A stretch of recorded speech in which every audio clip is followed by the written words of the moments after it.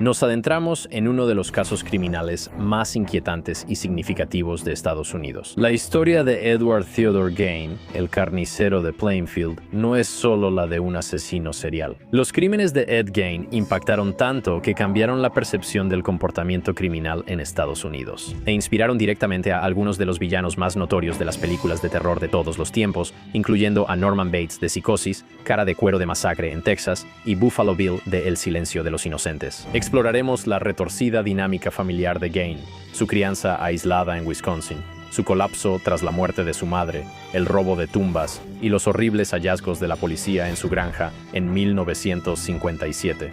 Así que, si estás listo para aprender sobre uno de los criminales más notorios de Estados Unidos y entender cómo su historia moldeó nuestra comprensión moderna de la psicología criminal, estás en el lugar correcto. Así que relájate y bienvenido a...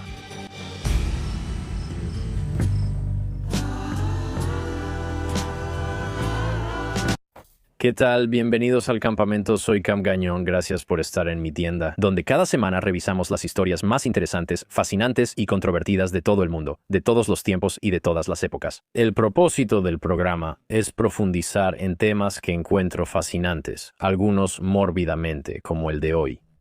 Como siempre me acompaña un querido amigo, compadre, hermano y figura paterna, el fenómeno griego Christos Papadopoulos.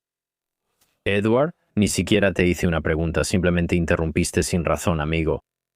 O sea, Dios mío, los comentarios te van a destrozar por esto, ¿de acuerdo? Si sentías que antes los comentarios eran duros, espera a ver ahora.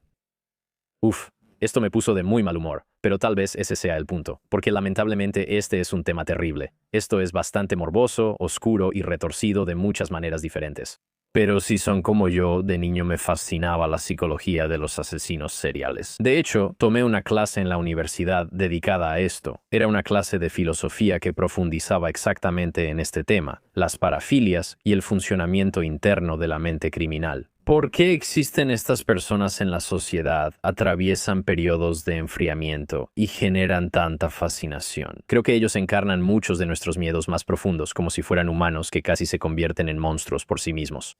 ¿Qué los llevó a ser así y qué aspectos de sus vidas podrían ser incómodos para los medios convencionales? Hoy exploraremos la historia de Ed Gain. Si no lo conoces, te llevo a 1957. La policía investiga la desaparición de Bernice Warden, una viuda. Ella es dueña de una ferretería que vende materiales y otros productos. Tienen a un sospechoso, Ed Gain.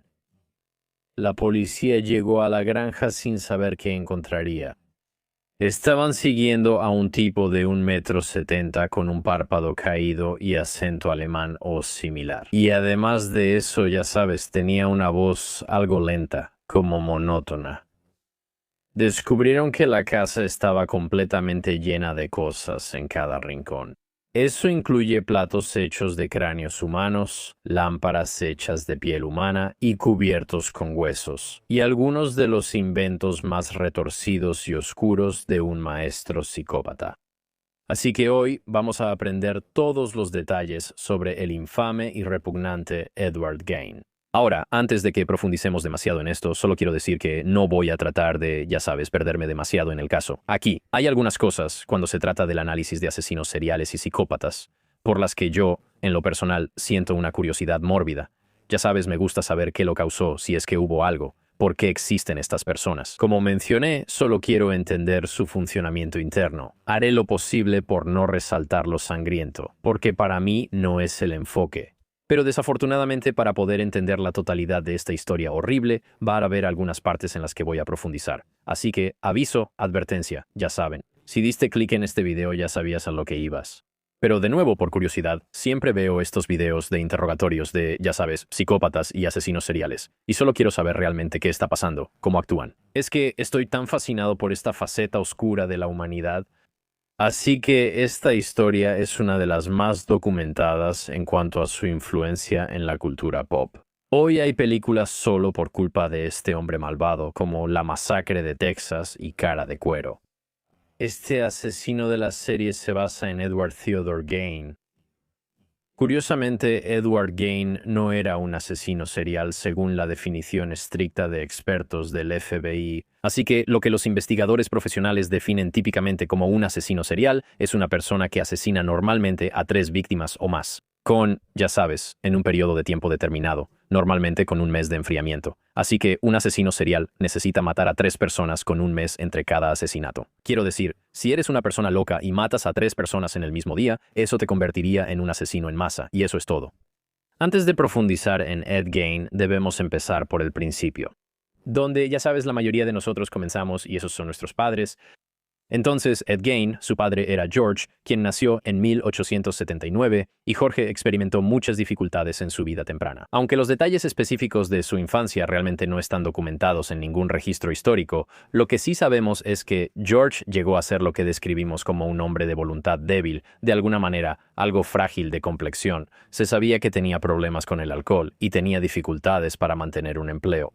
Trabajó en varios empleos como vendedor de seguros y carpintero, haciendo lo necesario para salir adelante. Por otro lado, la madre de Ed Gein, Augusta, fue clave en el desarrollo psicológico de Ed de niño. Los registros señalan que Augusta venía de una familia de inmigrantes alemanes estricta y fue criada con disciplina religiosa severa, aunque no se conocen detalles precisos de su infancia. Augusta creció en un ambiente duro que la convirtió en una persona dominante.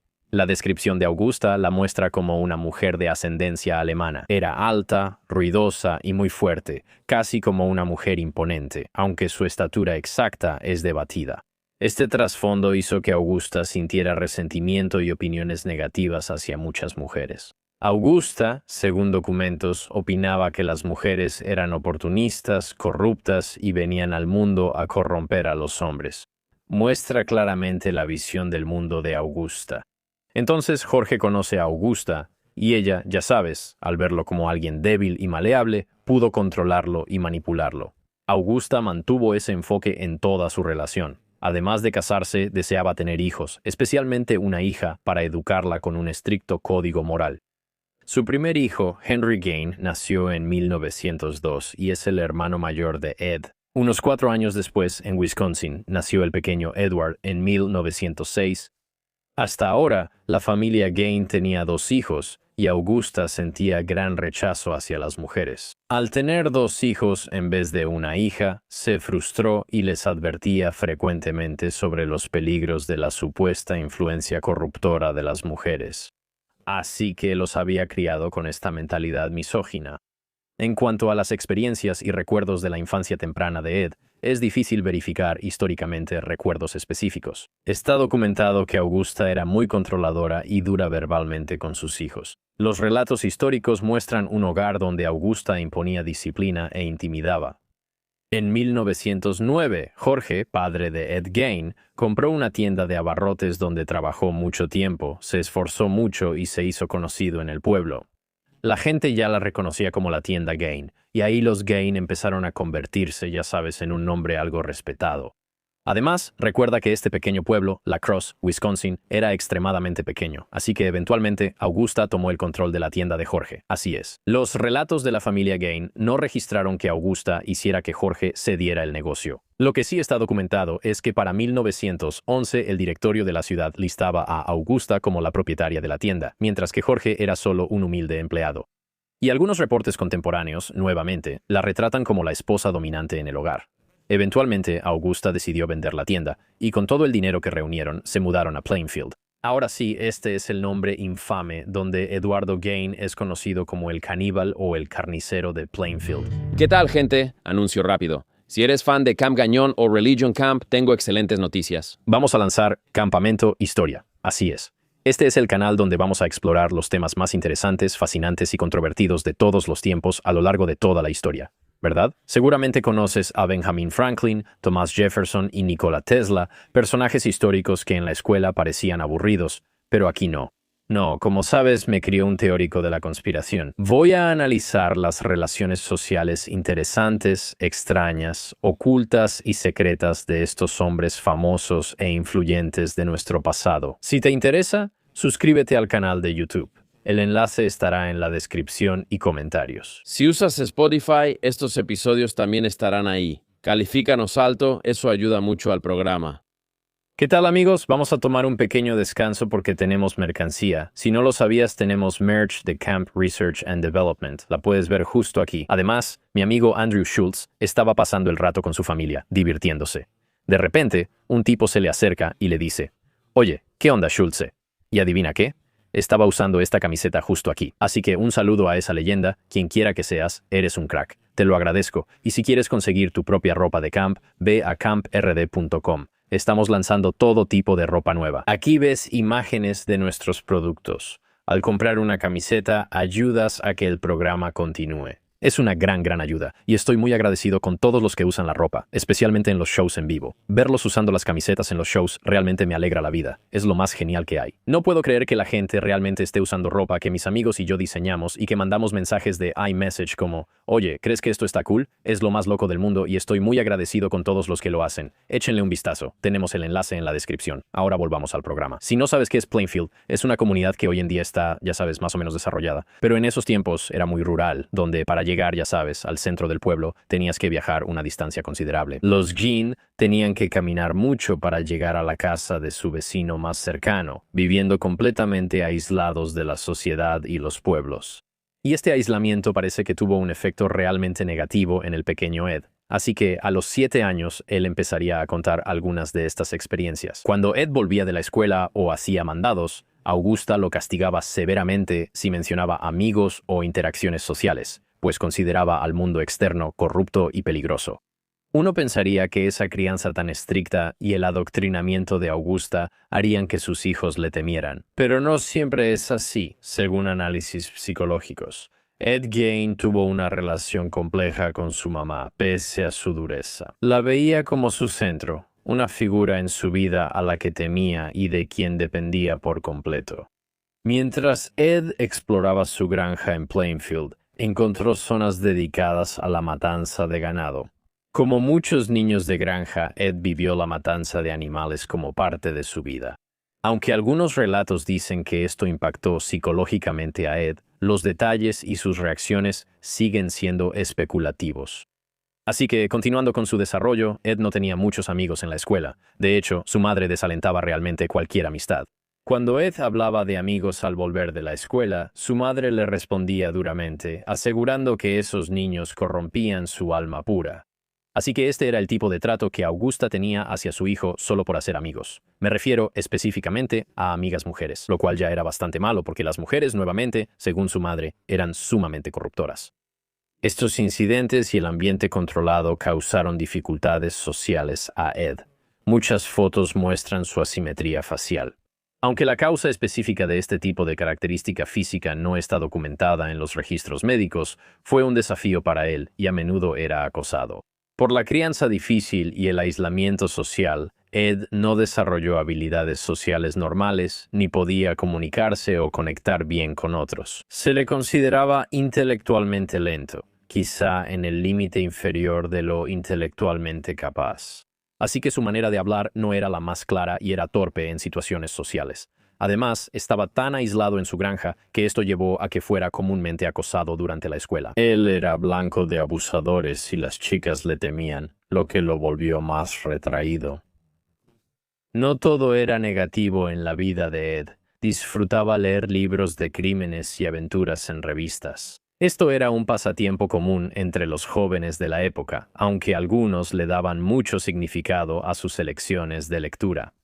Con el tiempo, su madre la controlaba más y sus castigos eran más severos.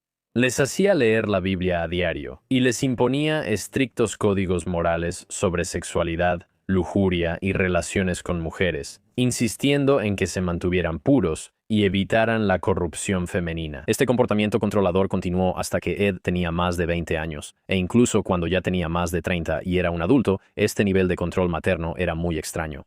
La naturaleza de la relación ha generado mucha especulación entre psicólogos. No se conocen las interacciones diarias exactas, pero existía una dependencia psicológica, normalmente considerada poco saludable para la estabilidad emocional y la toma de decisiones. Ed desarrolló una fuerte dependencia emocional hacia su madre que persistió en su adultez.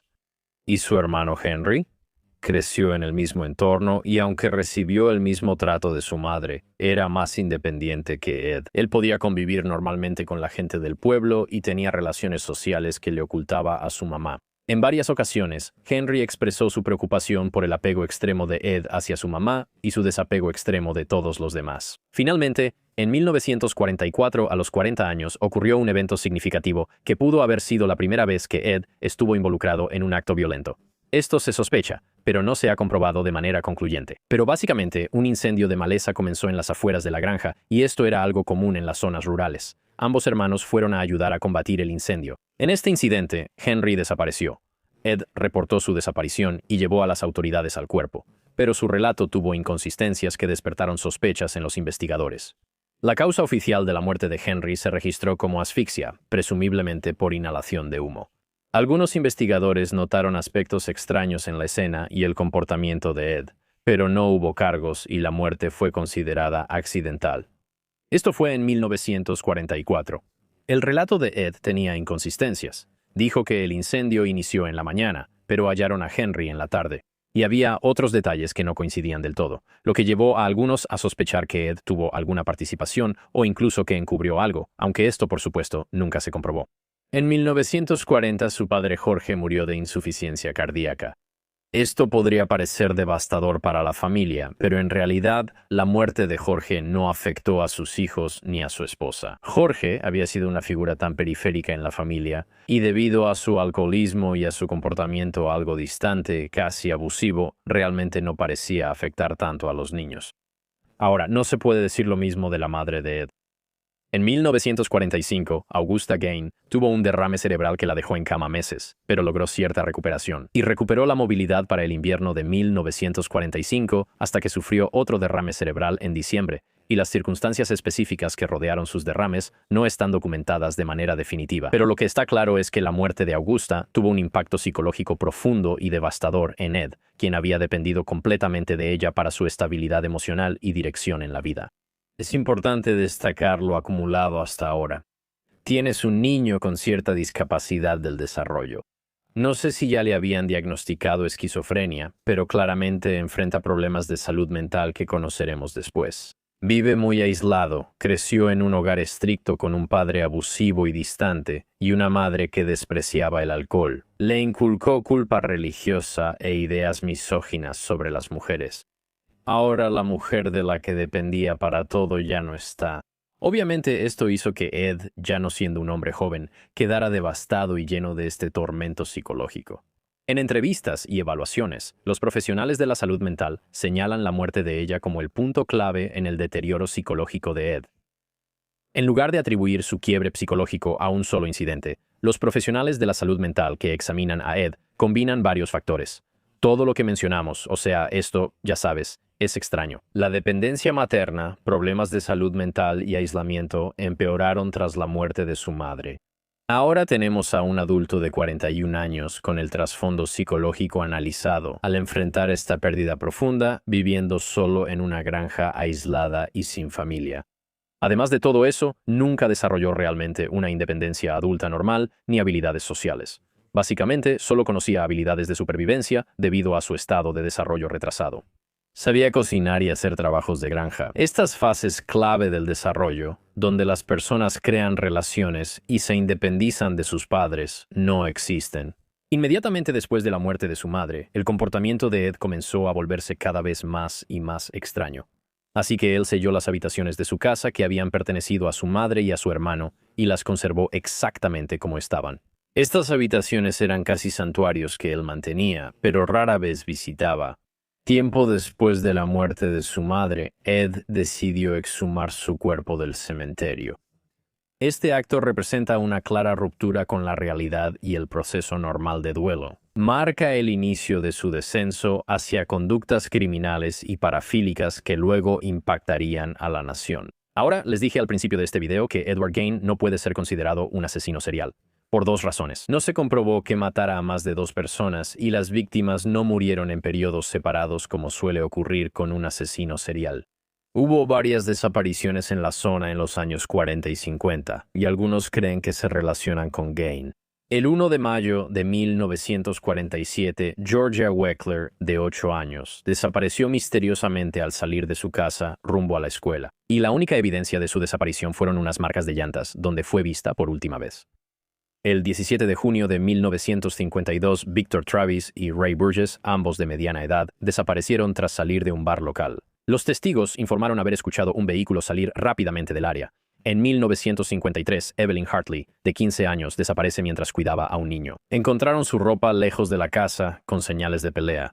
Estas desapariciones hicieron que Plainfield atrajera atención y preguntas sobre lo que ocurría en el pueblo. No hay pruebas que vinculen a Ed Gein con estos casos, que siguen sin resolverse. Ahora hablaremos de la primera víctima confirmada de Ed Gein, Mary Hogan, una mujer de 60 años, dueña de una taberna local en 1954.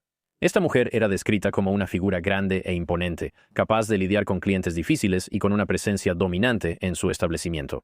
Y existen varias teorías sobre por qué Ed Gein eligió específicamente a Mary Hogan, y algunos sugieren que ella podría haberle recordado a su madre. Aunque esto es solo especulación psicológica entre Ed Gein y la gente del pueblo, en general había una relación de simples conocidos. Ed Gein no era visto como una amenaza, y la mayoría de la gente lo consideraba simplemente un tipo callado y raro que vivía en una granja aislada. La gente lo reconocía, pero realmente no le prestaban mucha atención, viéndolo solo como, ya sabes, un tipo inofensivo.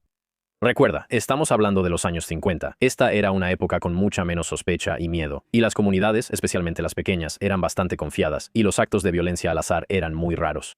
Así que Mary Hogan tuvo algo de interacción con Ed Gein, ya que él, de vez en cuando, iba a su taberna, y un día, en diciembre de 1954, Mary Hogan desapareció de esa misma taberna. La escena mostraba señales de violencia con evidencia de sangre, pero no se encontró ningún cuerpo en ese momento. En ese entonces, no existían las técnicas de investigación sofisticadas que tenemos hoy en día, y la desaparición de Mary Hogan, aunque preocupó a la comunidad, no llevó de inmediato a ningún arresto.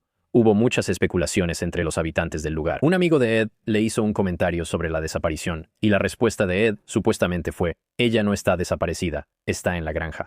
Aunque el amigo asumió que esto solo era el extraño sentido del humor de Ed, el comportamiento posterior empezó a desarrollarse.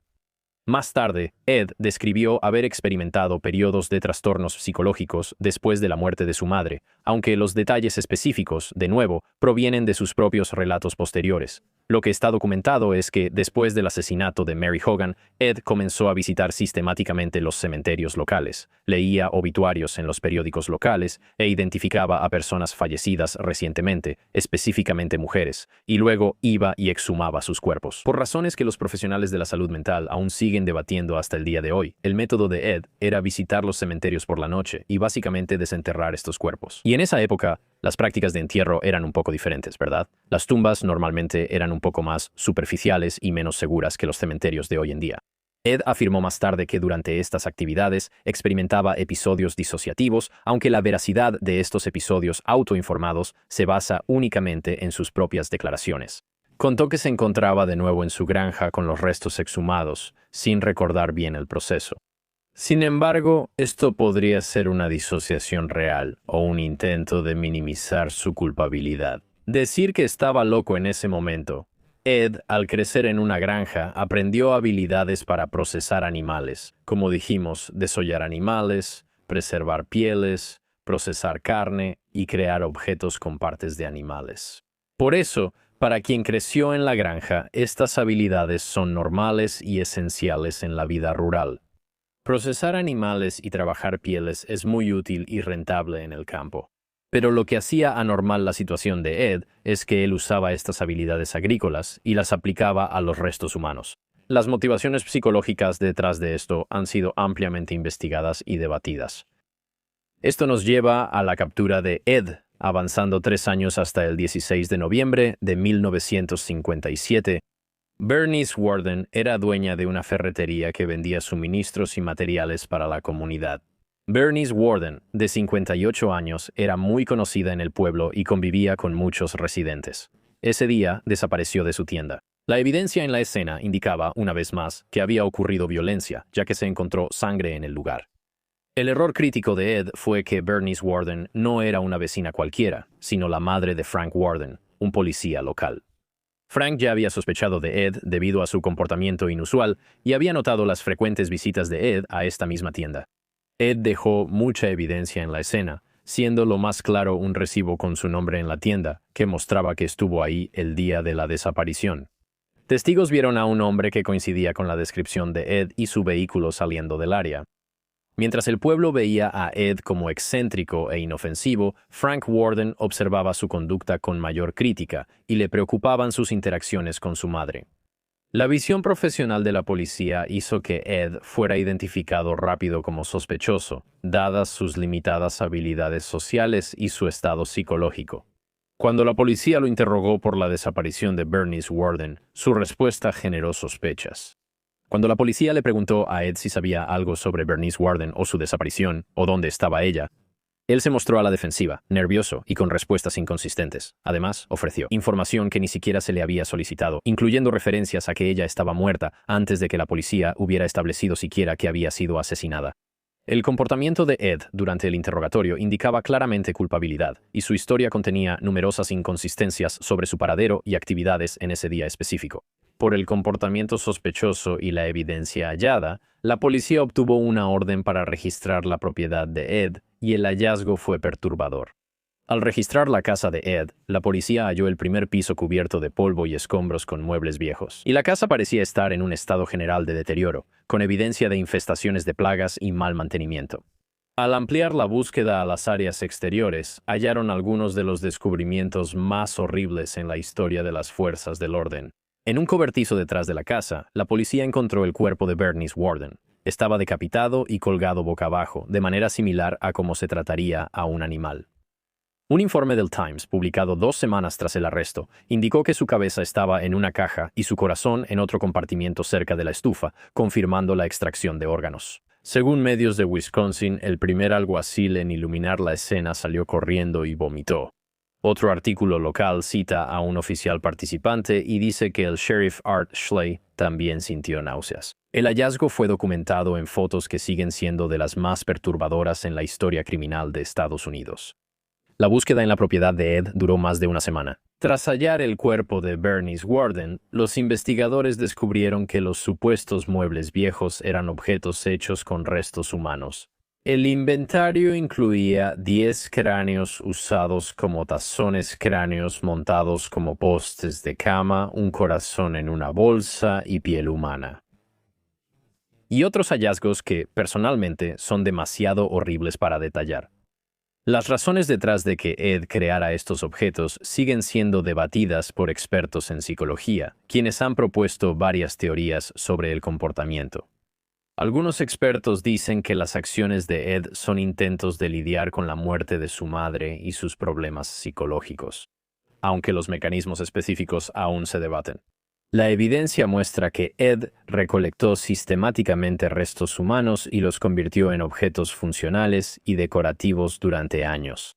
Ed sí selló ciertas habitaciones de la casa que pertenecían a su madre, preservándolas tal como estaban cuando ella estaba viva, y estas habitaciones contenían las pertenencias de su madre y parecían, ya sabes, ser un santuario para ella.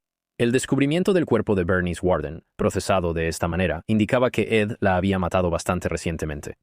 Y durante la búsqueda, los investigadores también encontraron lo que inicialmente pensaron que era una peluca, y al examinarlo más a fondo, en realidad era un cráneo completo. Luego se identificó como de Mary Hogan, la primera víctima confirmada de Ed de 3 años antes. Aunque en la casa de Ed había restos de varias personas, solo fue acusado de 2 asesinatos. Las investigaciones concluyeron que los restos eran de cuerpos exhumados, no de asesinatos nuevos. De hecho, Ed proporcionó pruebas para respaldar esta afirmación al mostrarles a los investigadores cuáles tumbas había profanado, y cuando las autoridades revisaron estos lugares, encontraron que las tumbas efectivamente habían sido abiertas y que los cuerpos habían sido retirados. Esta distinción fue clave en el proceso legal, pues Ed fue acusado de 2 asesinatos y varios cargos de robo de tumbas y profanación de cadáveres. Ed fue arrestado y confesó inicialmente los asesinatos de Bernice Warden y Mary Hogan en vez de ser considerado como múltiples asesinatos independientes. Él sostuvo que los otros restos humanos en su casa provenían únicamente del robo de tumbas, lo cual fue en gran medida corroborado por la evidencia física. Por dudas sobre su competencia mental, Ed fue considerado no apto para juicio y enviado al Hospital Estatal Central para Criminales Dementes para evaluación psiquiátrica. En 1968, 11 años tras su arresto, Ed fue considerado apto para ser juzgado. fue juzgado y hallado culpable del asesinato en primer grado de Bernice Warden. Por su enfermedad mental, fue condenado a cadena perpetua en un hospital psiquiátrico, no en prisión. Ed vivió el resto de su vida en instituciones mentales de Wisconsin, primero en el Hospital Estatal Central y luego en el Instituto Mendota en Madison, donde murió por insuficiencia respiratoria. En julio de 1984, a los 77 años. Esta historia es espeluznante y perturbadora, pero el caso de Ed dejó un impacto duradero en la cultura estadounidense y la psicología criminal. Su caso ha sido estudiado exhaustivamente por criminólogos y profesionales de la salud mental. Ejemplo de cómo el trauma infantil extremo, el aislamiento social y la enfermedad mental pueden combinarse y causar un comportamiento gravemente trastornado. Sus crímenes han inspirado a varios personajes ficticios y psicópatas en películas que ya mencionamos, y el caso aún se estudia en ámbitos académicos mientras los investigadores analizan los factores psicológicos y sociales que influyen en este tipo de conductas. La historia de Ed seguirá siendo recordada como uno de los casos más perturbadores en la historia criminal de Estados Unidos. Esto muestra el gran impacto de los trastornos psicológicos sin tratamiento en situaciones extremas. O sea, de verdad es grotesco como el hecho de que él hiciera esto solo y esa disociación. Recuerdo a un profesor, incluso cuando tomé esta clase en la universidad, él describía, ya sabes, a personas que hacían estas cosas y se disociaban. Y de cierta manera, sabes, creo que probablemente eso es él tratando de absolverse de la culpa, ya sabes, como que lo encontraron competente para ser juzgado después de estar un tiempo en ese hospital psiquiátrico. Me pregunto qué tan psicópata era. Claro, ves su comportamiento, este tipo no es un ser humano normal. ¿Pero estaba disociado siempre? No lo sé. Me parece interesante que, ya sabes, no todas las personas con traumas de infancia terminan cometiendo estos actos atroces y no todas las personas con problemas de salud mental van a hacer estas cosas. Pero tener una especie de combinación de varias cosas al mismo tiempo con un detonante podría hacer que alguien realmente lo haga. El comportamiento más perturbador y grotesco que puedas imaginar. Por alguna razón, en la mente de Ed Gein, por el trauma y la esquizofrenia, él veía la profanación de cuerpos como una solución a su dolor, creyendo que así podría convertirse en su madre, de quien dependía psicológicamente. Si exhumaba estos cuerpos y los manipulaba, sentía que ya no estaría alejado de la mujer que necesitaba. Y es una forma perturbadora y extraña en la que el cerebro intenta lidiar con algún tipo de pérdida. Y creo que, en muchos sentidos, este caso resalta la importancia de entender la intersección entre la salud mental y el crimen violento, así como el papel de la conciencia comunitaria y la prevención. Y en muchos sentidos, la necesidad de la psicología forense para perfilar a los delincuentes, incluso antes de que cometan un delito. Y su legado no solo transformó los temores del público, fue la profanación más macabra de una persona, pero también motivó un enfoque académico e investigativo más profundo en la patología y las señales ocultas de violencia futura. Y por último, estos crímenes nos recuerdan que la criminología debe seguir evolucionando, no solo para resolver crímenes después de que ocurren, sino para identificar y abordar las condiciones que hacen posibles estos horrores. Y así es la retorcida psicología de Ed Gein. Gracias por acompañarnos. Si olvidé algo, dejen un comentario. Cuéntenme si aprendieron algo. Si tienen alguna opinión sobre qué eventos pueden volver a alguien un asesino como Ed, compártanla. Como mencioné, leo todos los comentarios. Si les interesan otros asesinos o monstruos, disfruto hacer análisis psicológicos, así que déjenlo en comentarios. Gracias por acompañarnos en este episodio. Nos vemos la próxima semana.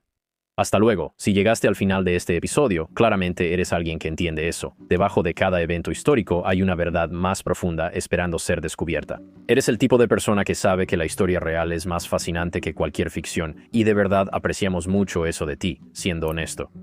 Te invito a suscribirte a Hoy en la Historia, nuestro boletín gratuito que profundiza en eventos históricos. Exploramos historias que los libros de texto omitieron, secretos que desafían a las naciones y relatos olvidados que merecen ser recordados. Sigamos juntos este viaje de descubrimiento. Lleva la conversación de tus audífonos a tu correo, regístrate ahora usando el código QR o el enlace en la descripción. Hoy en la Historia, cada día guarda un secreto por revelar. Gracias por acompañarnos. Hasta la próxima.